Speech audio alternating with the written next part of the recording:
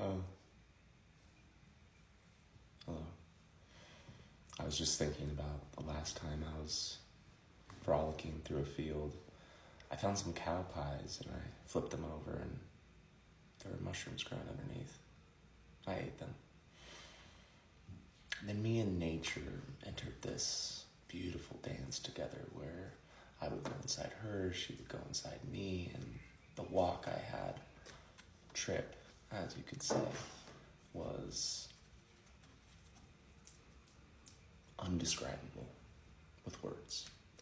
But I can describe it with music. You see, a barn owl's feather in flight is quiet and soft, but it still plays a song to your soul. And this is that song.